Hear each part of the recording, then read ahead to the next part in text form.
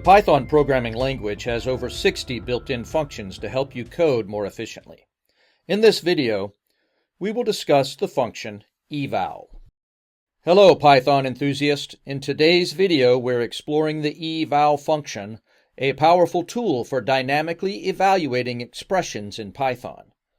By the end of this video, you'll know what it is, how to use it, and when to avoid it.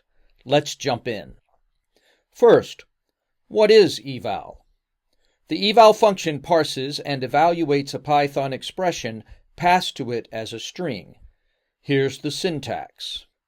The expression is a string containing the Python expression to evaluate. Globals is an optional dictionary representing the global namespace. And locals is an optional dictionary representing the local namespace. So why use eval? It allows you to execute Python code stored as a string at runtime. Here are some key concepts. Eval only works with valid Python expressions, not full statements like if or def. It dynamically evaluates the expression and returns the result. While powerful, it's also risky because executing untrusted code can compromise security. You might use the eval function when you're parsing and evaluating user-provided expressions in a controlled environment. You're dynamically calculating values based on runtime input, and working with tools or systems that store Python expressions as strings. Note you should avoid using eval if safer alternatives exist, such as ast.literaleval for literal evaluation.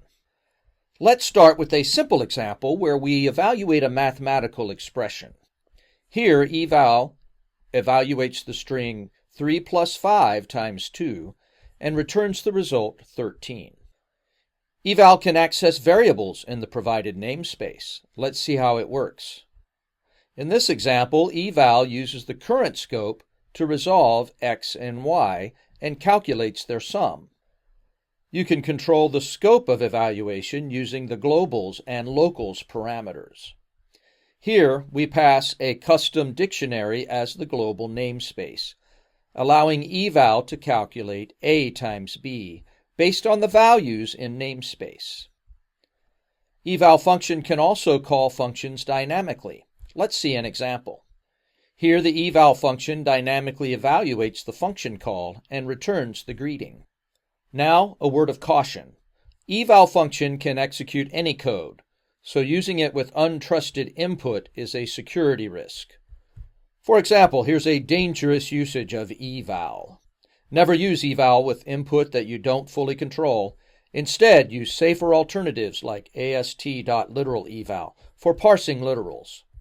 For parsing safe expressions like numbers, strings, or tuples, use ast.literaleval instead.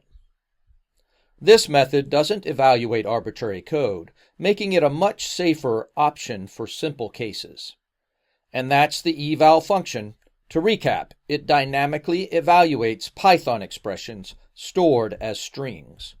It's useful, but comes with significant security risks. Always avoid it for untrusted input and use safer alternatives when possible. Thanks for watching. If you found this video helpful, don't forget to like, share, and subscribe for more Python tips. Happy coding!